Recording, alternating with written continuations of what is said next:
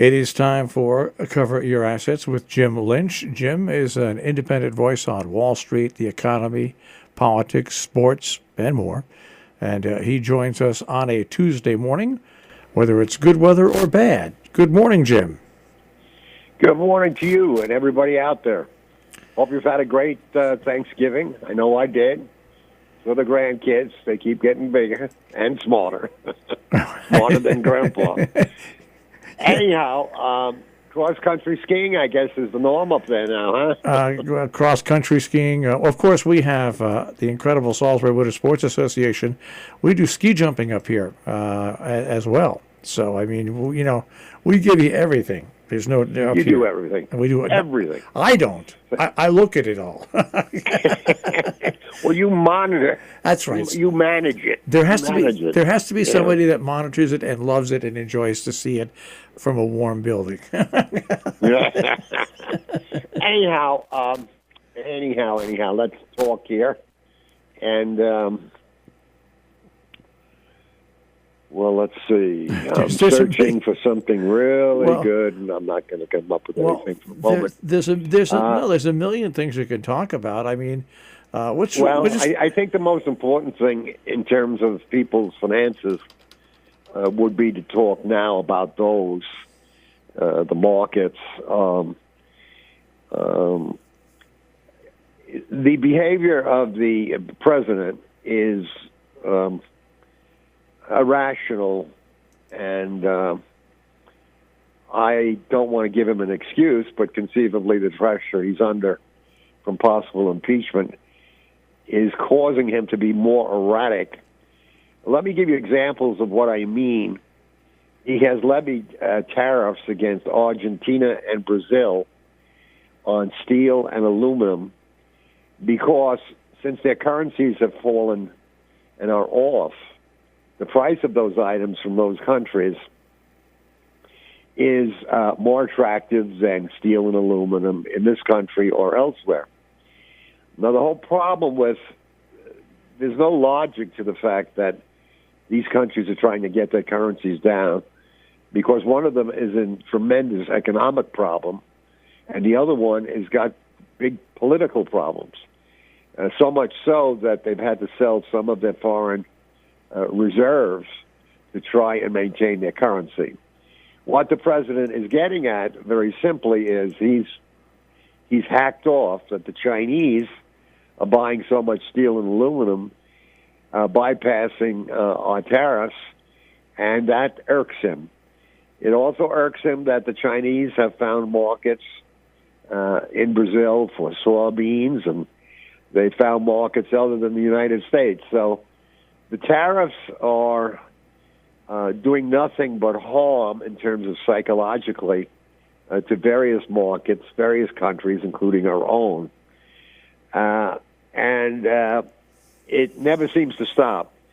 Now, the president is also very erratic in terms of today he's saying, well, maybe there won't be a China trade deal until after the election. Well, that's 9-10 months away, folks.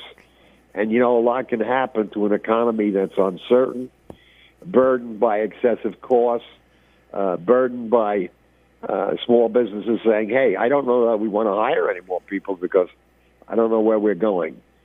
So bottom line, caution's the byword. If you haven't been selling into the stock market, please do. And also, please be realistic about what's going on here. We have an economy that's been doing very well for about 11 years, long before President Trump came to office. We've had a stock market that's gone from about 9,000 to 28,000. Again, a lot of that gain before President Trump came to office.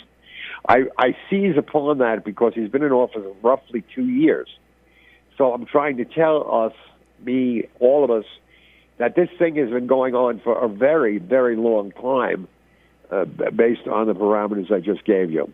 You know, Jim, listening to you talk, and when I woke up this morning and looked at the news, first you see that, first of all, they're not even calling this a meeting like they normally call it, that Donald Trump went over to the meeting with the EU, because if they have an actual meeting, they have to put out a communique. And because Donald Trump won't sign their communiques, they're not going to even put out communiques anymore. But the first thing he did, of course, was take off after Macron about his comments about what he said about the European Union and NATO. But then you look at this, and he was off the plane just a few minutes. 100% potential now, 100% tariffs on French goods, including champagne, yogurt, and luxury goods. This is a sign of a very immature person, bordering on childhood. His timing is indicative of the fact, well, I'm here, and I'm going to push your face in it. And that's terrific if you're in the schoolyard, but it's not terrific if you're the leader of the largest economy in the world, and supposedly a leader militarily and in a lot of other ways. It just sets the stage for negativity and basically not accomplishing anything. Well, on top of that, Jim, after the World Trade Organization ruled that Airbus received market-distorting subsidies, the U.S. responded by how? Threatening more tariffs on a wide range now of EU goods. See, it doesn't just stop there. He is so impulsive. And instead of thinking these things, I'm not saying that the things he's doing are right or wrong. I'm not qualified to figure whether they're right or wrong.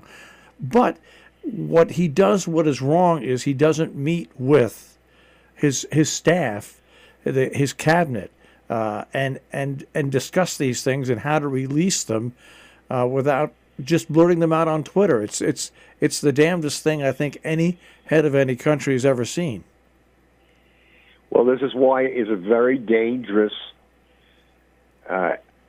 leader we have in the White House regarding not only our own economy, but the world's economy. We've been working in sync very nicely through recessions, through inflations, since the Second World War. And we got through this 2008 recession, almost depression, because of cooperation. When you give up cooperation and you have so many different economies that have been in sync, but now you throw them out of sync, there's only one way to go, and it's south. The last time we had a depression was in the 30s, when the U.S. and Britain started going at one another with tariffs. There's a thing called Holy Smoot, which was a law that we created here. You might want to look it up in the books. But we had a devastating depression, which is further caused by the Federal Reserve making a mistake of raising rates early in the downturn because they felt they wanted to keep the dollar strong. So it was a combination of a terrible decision on the Fed, but more importantly, the childlike behavior of politicians going at one another, using tariffs. And those tariffs, they primarily hurt people generally, poor, rich, whatever. They just hurt people generally. They never get you anywhere. It's a stalemate. So I'm not predicting anything as dire as a depression, because at this juncture, the administration is so all over the lot, it's very difficult to really formulate what's happening. Other than that, the economy is slowing. Manufacturing numbers were lower this last reporting month. The economy is due for a slowdown based on the longevity and the natural consequence of economic activity. We need make it worse by doing stupid things. And right now this country is doing very stupid things. The other thing, which might be even more important, is what is happening to our government. And by that I mean the Republicans are failing to look in the eye of the truth. We're going to have hearings. We're going to have a vote on the impeachment. We'll probably go to the Senate to decide it. But in the interim, the Republicans must do their duty and acknowledge the truth of what is going on. Be it the Mueller report, or the meetings at the House level with witnesses who are incredibly patriotic and good folks and loyal and only wishing for the best for the country. Yet the Republicans are giving them the bad eye and basically accusing them of lying. That's not the way you run a country, not the way you run a government. So you folks who are Republicans who have people in office that you can write to, please write to them. We are a democracy, a Republican. We're a republic, but we're a democracy. We're a country. We will try as a unit of people to get together and do the best for everybody. Not perfectly, but the best we can. This kind of behavior of not facing the truth, it will prove disastrous. It will absolutely prove disastrous.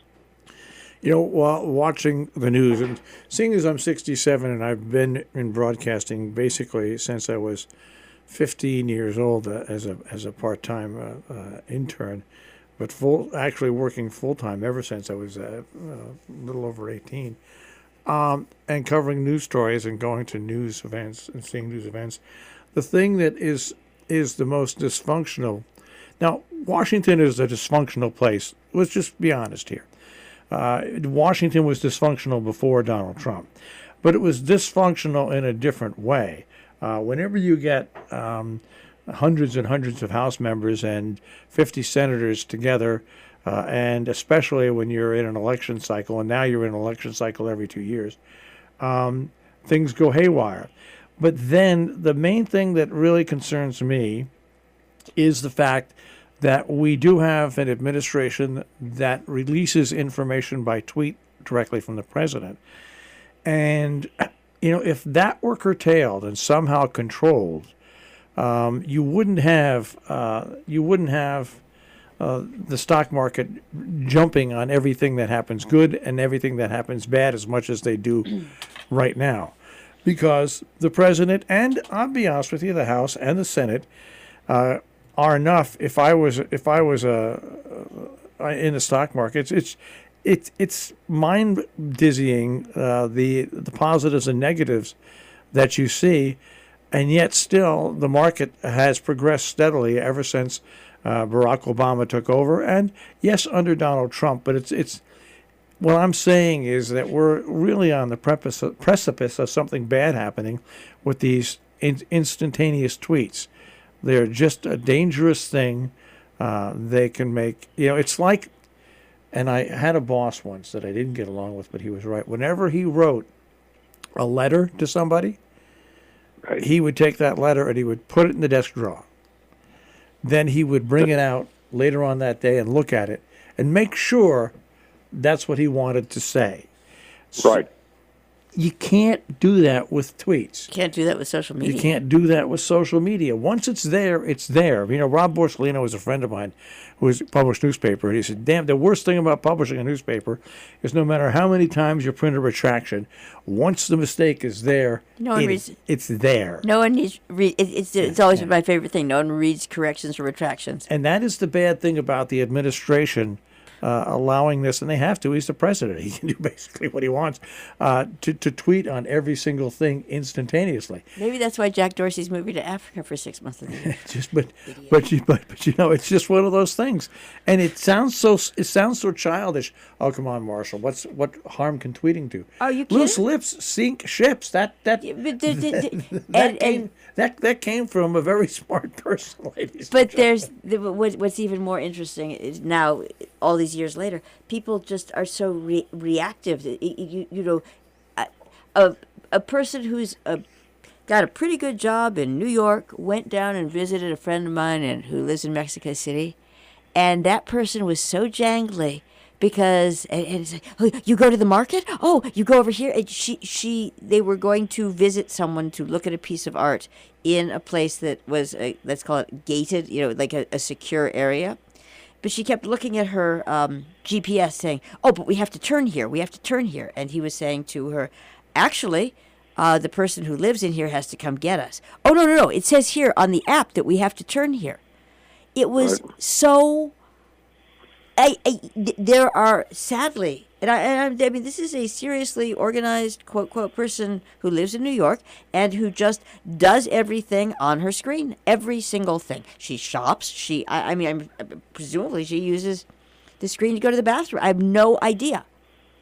But the what is being caused, and the reason that I mention it, is because people are just so reactive and they don't even take a second to, all right, let me just look and assess the area and just see if there's an asteroid coming, because everything seems to be confined to that 4x2 space. And if you are dealing with things that are confined to that 4x2 space, if that's even the right dimensions, you're missing a lot. I know, Jim. I'm going to bounce this idea off both you and Joe. If I were at the major news networks and I was a news director and I was a network head, I'd get together and I'd say there's got to be a way where we can calm the situation down by not covering every tweet instantaneously and I'm not talking about just the president. I'm talking about everybody. Axios did that. Just pull back, okay? Let the people tweet, and then let the story develop. And while the story is developing, have your reporters write a story on what develops after it. By putting all this stuff up instantaneously, you're pouring gasoline on the fire. And you're not giving people sufficient information to. You are basically saying, "Oh, look, over there!" And then people go running over there, and meanwhile, you can do all sorts of stuff over here. What the media is doing with social media is so irresponsible. Is like being in a movie theater and shouting fire. I'm sorry. Every 15 seconds. It's just wrong. Once people go back to their seats, it's like, oh no, smoke. I'm with you. I'm afraid. And we've read, and I'll keep reading and hearing about people feeling a greater amount of discomfort, irritation, upsetment, depression. And I would say that this Twitter, this way we live our lives, as you two have been describing, is the reason for that. But the other thing is, I think we were all brought up with the idea that you think before you talk. And the reason you do that is so that, one, you won't look like a fool, and two, that maybe you'll add something productive to a conversation or to something that's going on in your life or other people's lives. This instantaneous thing is like tossing a coin. You might be right one time and wrong the next time. It's that simple. Nobody's brain can take stuff in and just spit it out and really be of value or be correct. Well, this is one of the things that and now I'm really going to sound like a 67-year-old old bag, but this is one of the things that when you went to school and you were with your parents and you had family gatherings back then, which were family gatherings, which had 20 and 30 people, 40 people there, and then you went out in public, you were allowed as a child to make a mistake and to act and say, but then you were corrected. And nowadays it doesn't happen at home. Don't say nowadays. It doesn't happen. It doesn't happen at home. It doesn't happen on social. I'm not going to blame the schools because it's not their place. It doesn't happen on social media, and people are let loose to run wild with their thoughts and theories.